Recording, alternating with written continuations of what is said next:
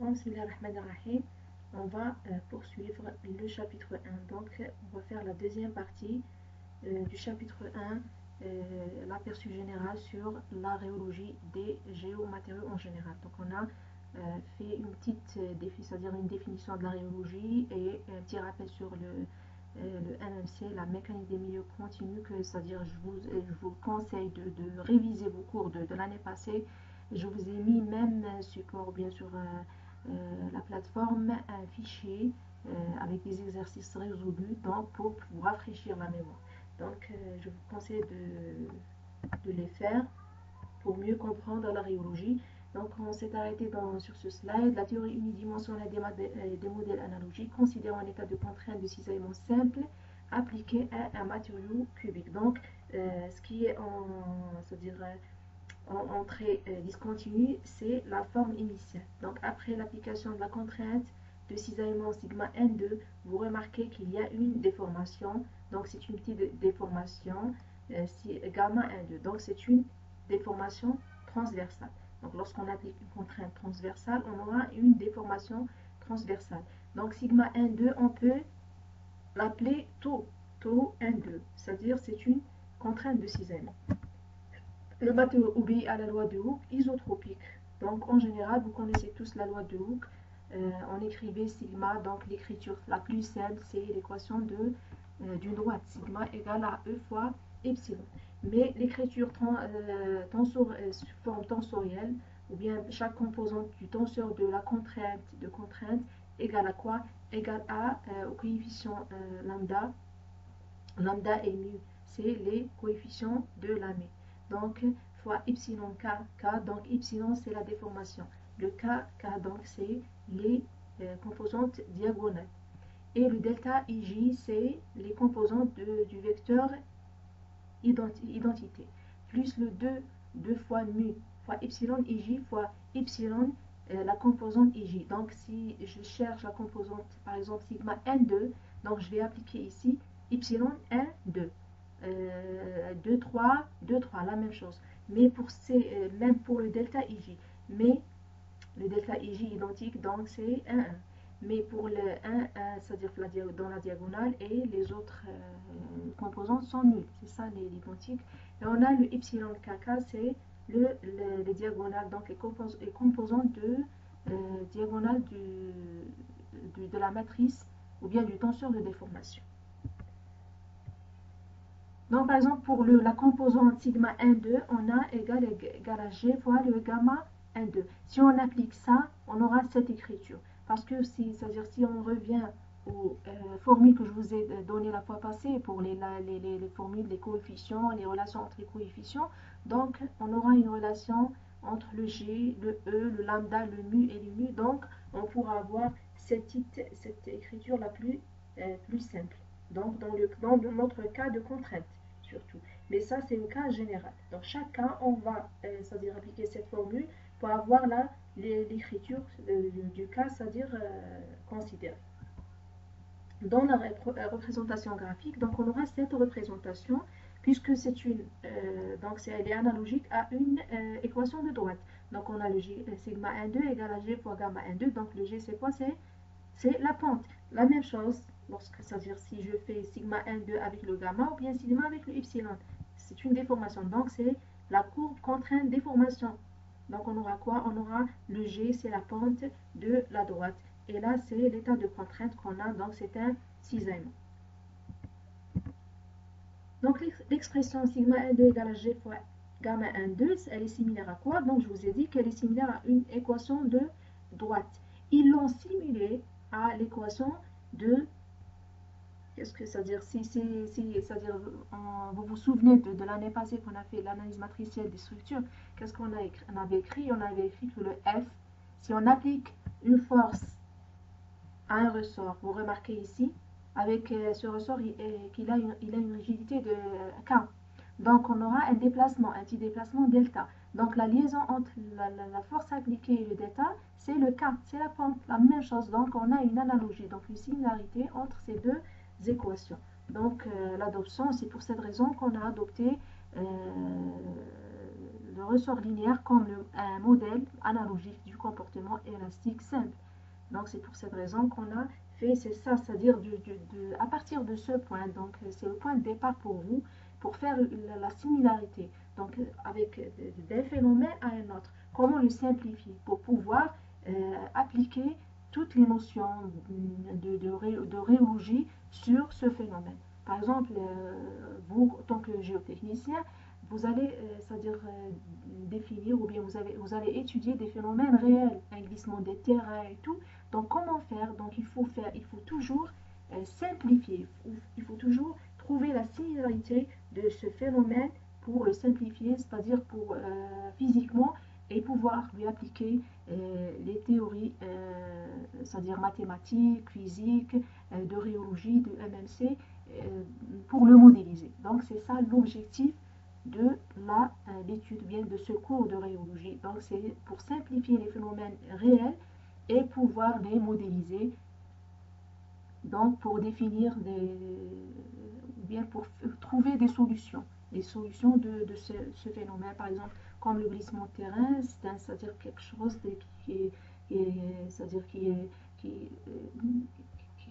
c'est-à-dire qui est dangereux. Donc, il faut prévenir ce danger. Il faut trouver des solutions techniques. Pour pouvoir trouver une solution technique, il faut pouvoir le modéliser. Donc, c'est ça l'objectif de l'étude rhéologique.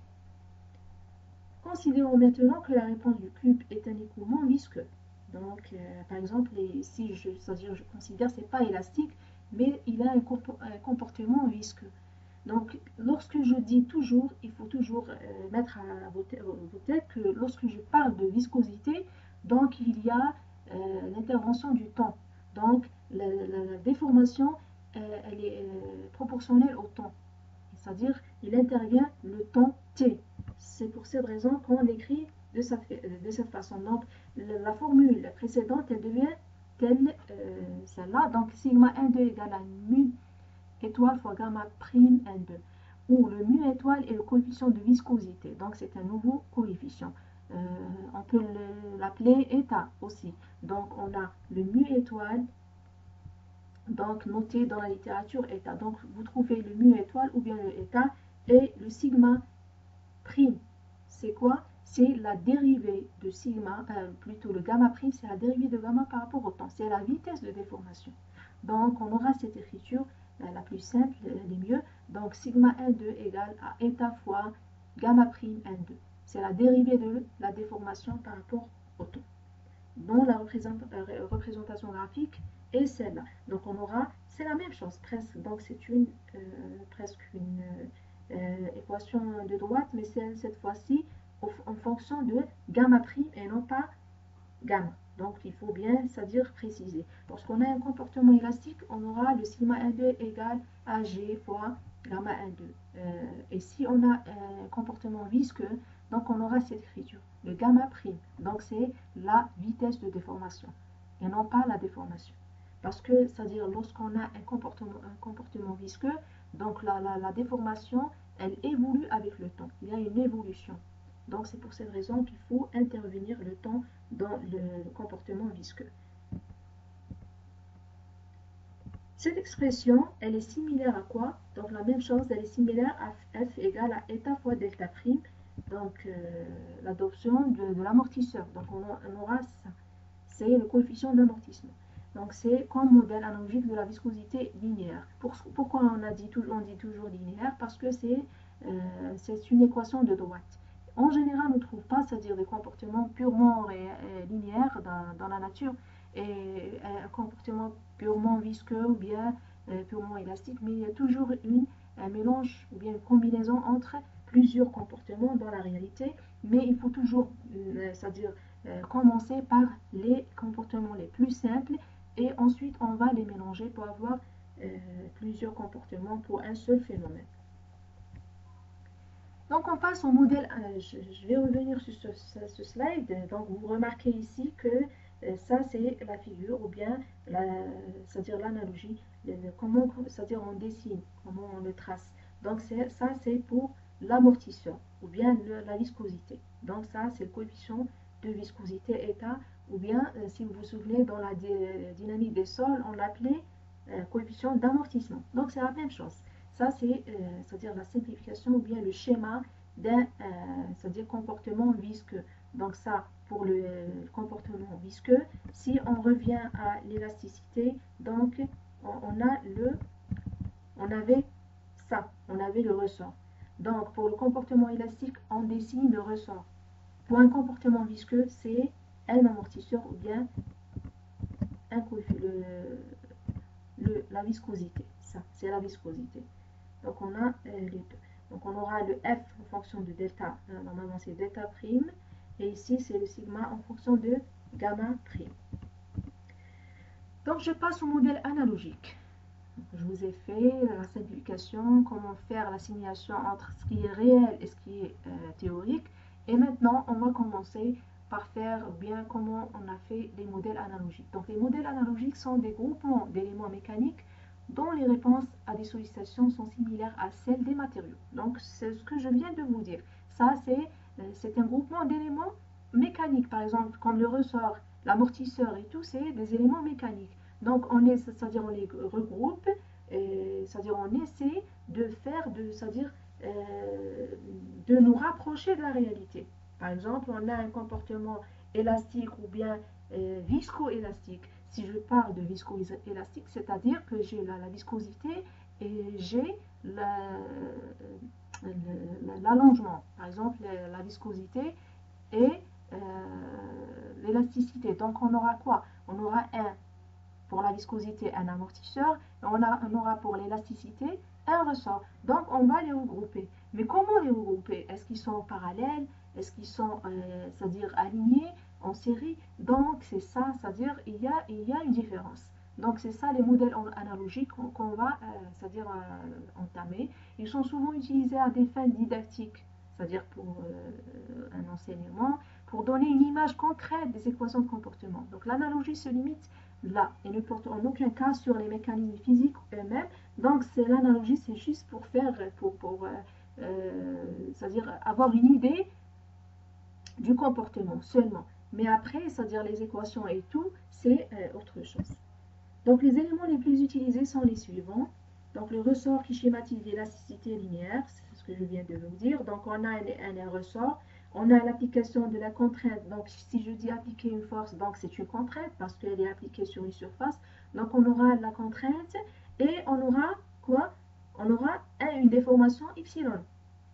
Donc je parle de epsilon ou bien de gamma si j'ai selon l'application de la contrainte. Donc si c'est une contrainte normale, donc on aura une déformation longitudinale. Si j'ai une contrainte transversale, j'aurai une déformation transversale. C'est ça. Donc l'écriture, c'est ça. Sigma égale à E. C'est l'écriture la plus simple, c'est l'équation d'une droite. Avec le E, c'est le module de Young, d'élasticité longitudinale, qui est la pente de la droite. Par exemple, pour l'amortisseur qui schématise la viscosité linéaire ou non, donc on a quoi? On a l'amortisseur. Un amortisseur, c'est-à-dire il schématise la viscosité. Lorsque j'ai la viscosité linéaire, donc on aura un amortisseur, on a une contrainte appliquée, donc on a une déformation epsilon, mais dans l'écriture, je n'écris pas epsilon, mais je vous ai dit que c'est la dérivée du temps, de déformation par rapport au temps, donc on aura quoi? Le sigma égale à eta, eta le coefficient d'amortissement ou bien le coefficient de viscosité fois le epsilon prime, c'est le d epsilon sur dt. Par exemple, le patin, donc ça, on n'a pas parlé de la plasticité, mais ça viendra, Inch'Allah. Donc, le patin qui schématise un seuil de contrainte. Le seuil de contrainte, c'est quoi? C'est la limite de la contrainte que peut supporter, par exemple, un matériau, au-delà duquel, c'est-à-dire, on ne reviendra plus à son état initial. Donc, c'est ça, le seuil, c'est la limite, sigma S. Donc, on aura ça, c'est la schématisation d'un patin. Vous remarquez? Donc, on a cette écriture. On a, comme si la sigma, le sigma plutôt, la contrainte, elle est limitée entre sigma S moins sigma S et plus sigma S. Sigma S, c'est quoi? C'est le seuil, c'est la limite, la contrainte limite. Donc, c'est-à-dire au début, c'était c'est-à-dire c'était la phase élastique. Donc, la phase élastique, elle est réversible. Mais si on augmente le sigma, on augmente, c'est-à-dire il est toujours réversible. Mais ça viendra un sigma où il y a sigma seuil au-delà de laquelle il ne pourra pas revenir à son état initial. Donc ça, le sigma est entre le moins sigma s et le plus sigma s, donc il est encerclé. On va c'est-à-dire voir ça dans le cours 2 ou bien le chapitre réservé au comportement plastique. Ces différents éléments, par exemple les indices I, peuvent être associés en série ou en parallèle. Donc tout ça, je vous ai c'est-à-dire montré 3 types de modèles c'est-à-dire analogiques, mais par exemple ces modèles simples, on ne les trouve pas comme ça. Donc ils vont être regroupés. Par exemple, on aura un comportement élastoplastique. Si je vous dis un comportement élastoplastique, c'est-à-dire il y a un comportement élastique plus un comportement plastique pour le même matériau. Donc il a les deux comportements en même temps. Donc comment schématiser ça? Donc on aura quoi? On aura besoin d'un ressort et d'un patin. Mais comment les placer? Le ressort avec le patin, est-ce qu'ils sont en série? Est-ce qu'ils sont parallèles? Donc le nombre, est-ce qu'il y a beaucoup? C'est-à-dire, donc c'est ça les modèles analogiques. Donc il faut être, c'est-à-dire un peu, c'est-à-dire il faut avoir une idée, il faut être, c'est-à-dire compréhensible. Il faut comprendre son phénomène pour pouvoir le modéliser. Donc pour faire les modèles analogiques. Donc il est possible d'envisager un modèle, je vais entamer, on va parler des deux modèles les plus connus, les plus utilisés, c'est les modèles de Kelvin-Voigt et Maxwell. Donc c'est deux chercheurs qui ont trouvé, donc ils ont fait leur modèle avec leurs équations et tout. Donc il est possible d'envisager un modèle plus complet en associant en parallèle un ressort et un amortisseur. Donc si on les associe parallèlement, ça c'est le modèle de Kelvin-Voigt. Donc qu'est-ce qu'il a fait ce chercheur? Il a fait un modèle avec un ressort et un amortisseur, mais en parallèle. Ça c'est le schéma. Vous remarquez qu'ils sont en parallèle. Donc avec un ressort qui a un module G, module de cisaillement, ou bien un module d'élasticité transversale, et l'amortisseur avec un coefficient eta. On lui applique des contraintes. Une contrainte, donc, dans les deux côtés, une contrainte sigma. Ça, c'est le modèle de Kelvin-Voigt. Donc, on peut également parler des modèles de Kelvin-Voigt généralisés. Donc, si on a plusieurs modèles qui sont associés parallèlement, donc ça, c'est le modèle de Kelvin-Voigt généralisé. Plusieurs types de ce modèle. Donc pour un corps visqueux, il y a écoulement pour toute valeur de contrainte dy qui est fonction de sigma dy, parce que la viscosité, je vous ai dit, on parle de dy, donc c'est la dérivée de la déformation. Elle est en fonction de sigma. Un modèle analogique simple est le modèle de Maxwell constitué d'un ressort et d'un amortisseur linéaire en série. Donc on aura quoi? On aura en série, donc ça c'est le deuxième modèle de Maxwell. Donc c'est un chercheur qui a fait un autre modèle, mais qui sont en série et non pas parallèles comme celui de Kelvin-Voigt. Mais aussi on aura les modèles de Maxwell généralisés. Donc pour mieux comprendre ces modèles et pour appliquer les formules qu'on venait de voir ensemble, je vous ai fait une petite application. Je vous demande de déterminer les équations constitutives du modèle de Kelvin-Voigt et du modèle de Maxwell. Donc, il faut écrire les équations. On a le modèle, la schématisation de chaque modèle. On a les données. Par exemple, le ressort, il a le coefficient ou bien le module G, l'amortisseur eta. On a l'application des sigma. Donc, si on applique sigma, on aura quoi? On aura une déformation pour chaque modèle. Donc, on va commencer par chaque modèle et on va lui écrire ces équations pour avoir donc le sigma et le epsilon. Donc on aura je veux avoir les équations de la contrainte et de la déformation. Par exemple, si on commence par le modèle de Maxwell, ressort plus amortisseur en série. Donc ça, c'est le modèle de Maxwell qu'on venait de voir, le deuxième modèle. Donc les équations, c'est quoi? Si on applique, par exemple, vous avez le schéma, il faut bien comprendre, hein. Si on a le schéma ici, si on applique le sigma dans les deux côtés, vous remarquez, je vais, c'est-à-dire allonger dans les deux côtés. Qu'est-ce qu'on aura? Pour chaque élément, pour chaque, c'est-à-dire pour le ressort à part et pour l'amortisseur à part. Le sigma qui est appliqué, est-ce qu'il est égal? Est-ce que c'est c'est-à-dire la somme ou quoi? Donc on aura la même, c'est-à-dire c'est la même contrainte. On aura la même contrainte ici et la même contrainte sur l'amortisseur. Donc on aura le sigma total qui est appliqué, il est égal à sigma E, il est égal à sigma V. C'est-à-dire je l'ai nommé V parce que viscosité et E pour l'élasticité. Donc on aura le sigma E, c'est la contrainte appliquée au ressort, comportement élastique. Elle est égale à quoi le sigma E? Donc je vais revenir aux formules qu'on venait de voir. Donc le sigma E égale à G fois epsilon E. Donc c'est juste pour différencier, il faut écrire, hein. Il faut bien spécifier le type. Par exemple, la contrainte, c'est quelle contrainte? Et le epsilon, c'est la déformation, c'est quelle déformation? Donc la contrainte, c'est-à-dire je parle de sigma E, mais je sais qu'elle est égale. Mais c'est-à-dire en premier pas, il faut écrire sigma E égale à quoi? Et ensuite, on va voir qu'est-ce qu'on va faire. Donc le sigma E égale à G fois epsilon E. Et le sigma V, la contrainte qui est appliquée à l'amortisseur. Donc, qui a un comportement visqueux. Sigma V, lorsque je parle de comportement visqueux, donc je vais appliquer cette formule. Donc, sigma V égale à eta fois epsilon prime. Ça, le point, ce point ici, c'est la dérivée. C'est le prime, ou bien le point, c'est la même chose, ou bien le d sigma sur dt. Donc, c'est la même chose. Donc, on aura sigma V égale à eta sigma epsilon prime V. Ensuite, donc l'équation de la déformation, on a epsilon. Cette fois-ci, qu'est-ce que vous remarquez? Si j'applique la contrainte dans les deux côtés, on a une déformation. Donc, ici, la déformation, je l'appelle epsilon E, et celle-là, c'est epsilon V. Mais la déformation totale, c'est quoi? C'est la somme des deux déformations.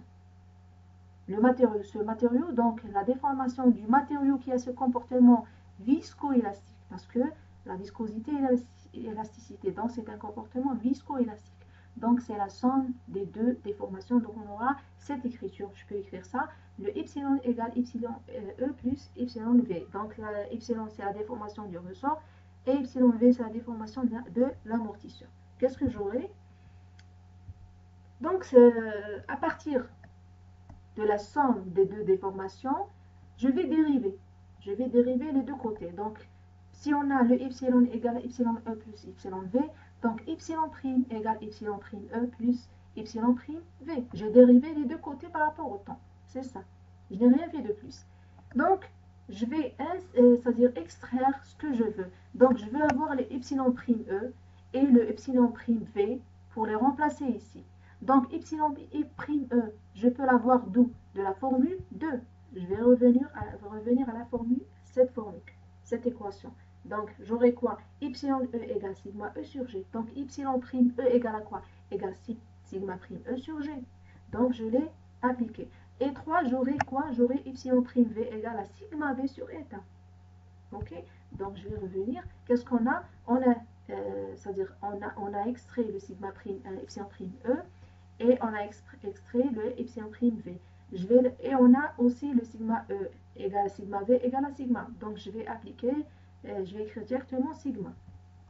Donc epsilon prime V égale sigma prime E sur G plus sigma V sur eta. Mais cette fois-ci, je ne vais pas écrire le E et le V parce que le sigma c'est le même. Donc j'aurai quoi? Ça c'est quoi? Epsilon prime, je vous ai dit que c'est d epsilon sur dt. Mais pour avoir le epsilon, qu'est-ce que je dois faire? Je vais intégrer. Donc c'est l'intégrale de d epsilon sur dt égale 1 sur g. Je vais le sortir de l'intégrale parce que c'est une constante.